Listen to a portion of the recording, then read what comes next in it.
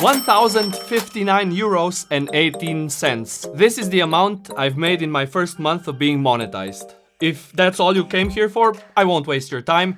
That's the number. But if you want to learn how I got here, how long it took, and what the journey looked like, well, in that case, roll the intro.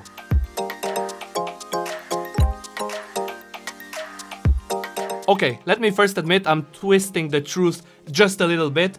To get to this number, it took me a month and 6 days. But I think those extra 6 days make the story more interesting, so I hope you'll excuse me for misleading you a little bit. Here's how this story goes. I've been wanting to make YouTube videos for years, but simply didn't have enough time on my hands because, you know, I was running a company and raising 4 children. However, in April of 2022, I sold said company, and after around a half a year sabbatical, I finally decided it's time to go for it. I knew I had plenty of knowledge to share, knowledge that I accumulated in both my professional career and in my mostly tech-oriented hobbies, from audio gear to PC building to networking and home labs. One of the first ideas, or rather topics for the first video, was how I hacked my ISP provided router. Overcoming that challenge I felt was a story worth telling, so I recorded it and published it on November 22nd in 2022. Since that was my very first video and I had 0 subscribers,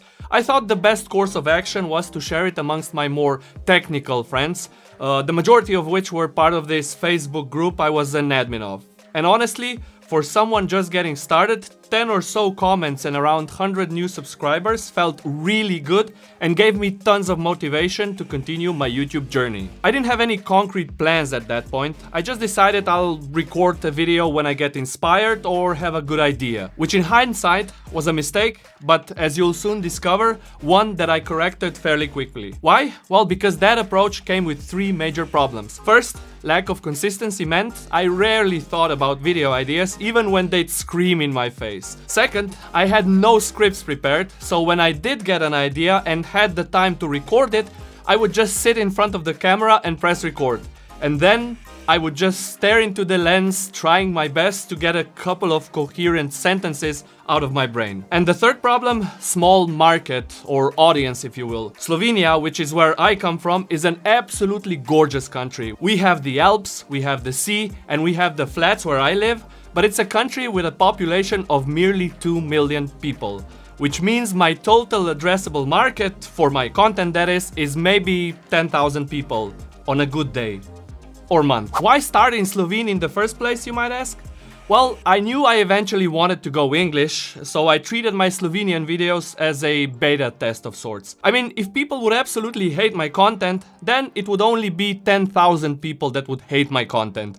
If people would be toxic, which, let's be honest, this is the internet and they totally can be, well, then it would be only max 10,000 people being toxic. And even if they were polite and encouraging, which for the 99% of the cases they were, there was still a lot to learn, and this approach kinda gave me a more controlled environment to learn and grow my channel in. But after 5 videos, I decided it's time to switch to English, and here I encountered another issue. Talking to camera in a foreign language, I mean, I do have plenty of experience with public speaking in English, mind you, but talking to an inanimate object such as this camera right here turned out to be rather challenging. It gives you no feedback, it makes no eye contact, and it doesn't laugh when you try to be funny. And since I had no scripts either, more on that shortly, there was a ton of ums, tongue twisters, pauses, retakes, pretty much anything you could think of to go wrong has gone wrong. And the result?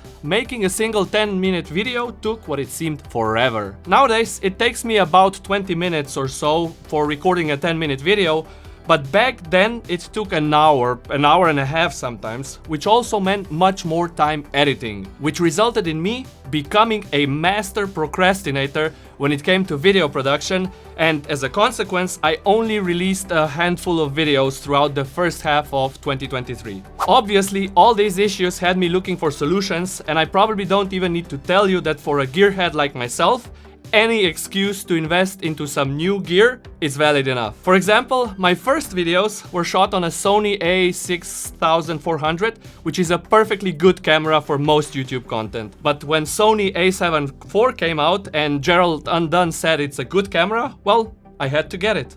I mean, it's full frame and records in 10-bit, so my content should automatically be better, right? Right? Anyway, one piece of gear that kept reappearing in all the essential YouTube gear videos was a teleprompter. It was pretty much a piece of kit that was universally accepted, or more importantly, highly recommended by everyone.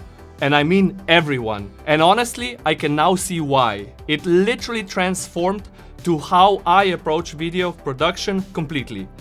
I no longer improvise. Every single word that comes out of my mouth is being read from a teleprompter. Yes, these ones too. Actually, let me show you and use my iPad to record it so you'll able to see how it works. I'm using an app called PromptSmart Pro. This video isn't sponsored, but I have to mention it because it has one very important feature, or should I say superpower. It listens to me speak, and as it hears me say the words, it automatically scrolls to the ones that follow. And if I take a longer pause or stray off script, which honestly rarely happens now, the app will stop until it hears me come back on track, at which point it starts scrolling again. And honestly for me, it's a total game changer. And it also supports the remote that came with the teleprompter, so if I make a mistake, I simply scroll back to the beginning of a paragraph and start over. Obviously, to use a teleprompter, I now have to write a script. And if there's any skill that I think is the skill to have as a YouTuber, then that's script writing. Hands down, not even close. I write my scripts days or sometimes even weeks in advance because I want them to brew a little bit, so I'll usually write my first pass on one day, which takes about 2 to 3 hours depending on the length, then I'll sleep on it, do a couple of corrections, sleep on it some more, and then finally, before I'm ready to shoot, I'll read it out loud. This part is also surprisingly quite important. Only when you say a particular sentence out loud, you get a feeling whether it feels right, whether it's too long, too short, too awkward even. And one of the benefits of writing scripts beforehand, you can better plan for chapters, transitions, titles, thumbnails, even B-roll. All of which basically make a story that you're trying to tell. So if there's one advice I would give myself when I was just starting out, well, I am still just starting out, but you know what I mean, it would be to buy a teleprompter and start practicing script writing.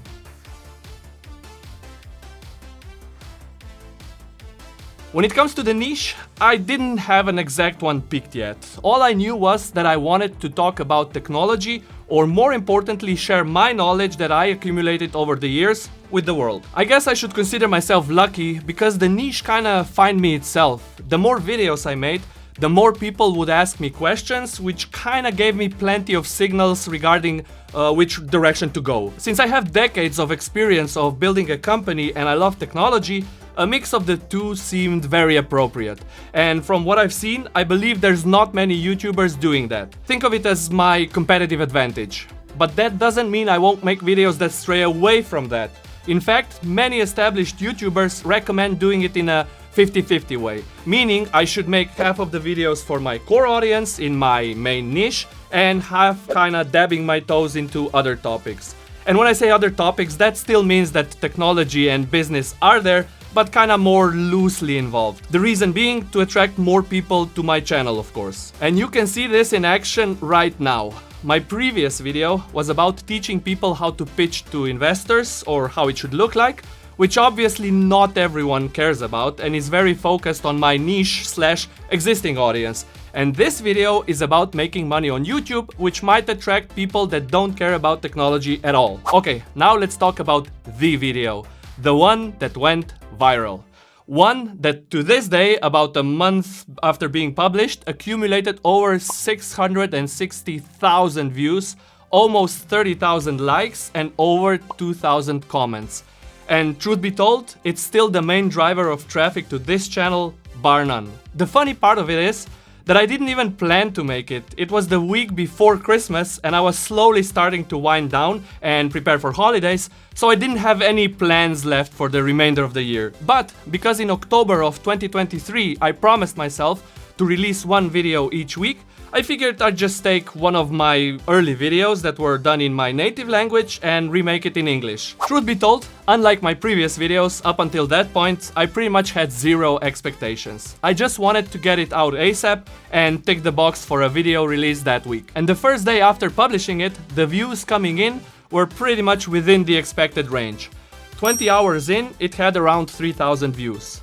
But then something happened, which to this day remains a mystery to me. The algorithm kicked in and started to recommend the video to more and more people, to the point at which it was getting thousands of views each hour, totaling at around 160,000 views on Wednesday, the 20th, first full day of the video being out. And in the first week alone, it got more than 450,000 views.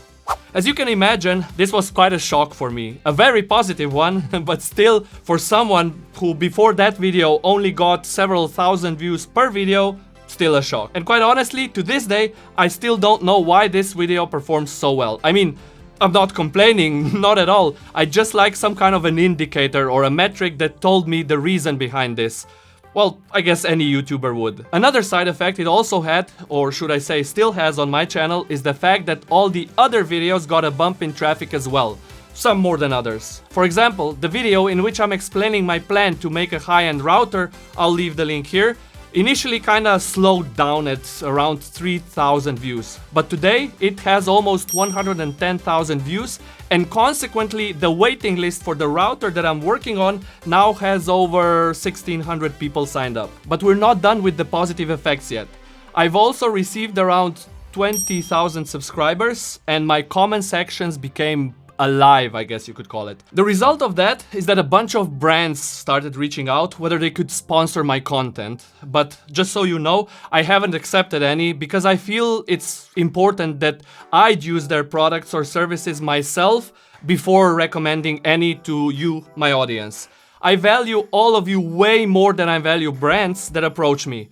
Because you watch my content and you make it all possible, so naturally you are the priority, not the brands.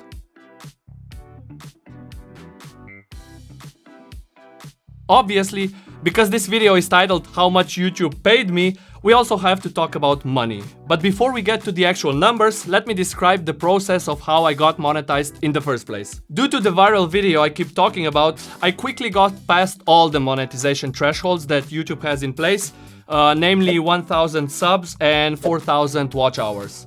I already had around 1,600 subs when the video went live, but I was missing around 2,000 watch hours, which, with my video going viral, quickly added up. However, to my surprise, even when the analytics page showed all the numbers in real time, monetization or earn page did not. I guess YouTube has some kind of an aggregation mechanism in place that calculates and updates these numbers once per day, which meant I had to wait yet another day for the system to catch up, which enabled the button to apply for the YouTube Partner Program. And I thought that clicking it would start making me money right away. Well, I was wrong. You see, in order to get monetized, there are two steps that need to take place. First, you have to apply for an AdSense account, and second, once approved, you can apply for the YouTube Partner Program.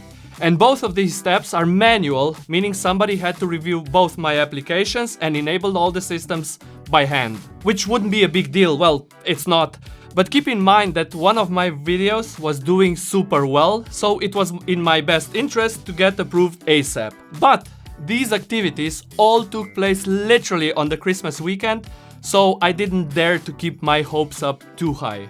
In reality, I was just grateful one of my videos took off the way it did. But then, on Christmas Day of all days, at around noon, the email came. You know, the one that said I was accepted into YouTube Partner Program. To say I was excited would be an understatement. And not because of the money. In fact, I knew quite well I wasn't going to make a lot here. But the mere fact I can make money on YouTube put a whole different perspective on things. Because it's a milestone that kinda puts you on the map, if you will, with your audience, other YouTubers, and even potential sponsors. It validated my efforts, which after countless of hours poured into making content, was a much needed shot of motivation, believe me. After being confirmed, obviously, the next step was to turn the monetization on my videos and unceremoniously wait a day for the numbers to come in. And come in, they have. 76 euros and 73 cents. That was the amount I made on the first day, and it absolutely blew my mind. I was expecting cents, not even a full euro.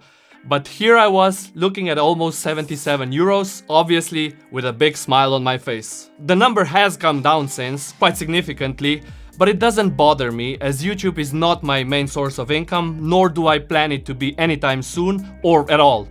I currently get anywhere between 3 and 12,000 views per day, and with my CPM being around 2 euros, that amounts between 6 to 20 euros per day. Now, if we look at the graph, you'll also notice there's a big spike on January 25th, and you might be wondering why. Well, I released a video in which I announced that I've turned on Super Thanks, which is a way to tip your favorite content creators through YouTube directly. And I guess my audience likes my content because that very same day I received more than 200 euros in donations alone. Which brings us to the final number. From the day I enabled monetization on my videos, 25th of December 2023, and to the day of recording this video, February 1st, 2024, which is also my birthday by the way, I made a grand total of 1,059 euros and 18 cents. Which for a small creator like myself is quite a lot, and I have all of you to thank for watching my videos. So, thank you. Next step, 100,000 subscribers by the end of the year. Tomasz from Slovenia, signing out.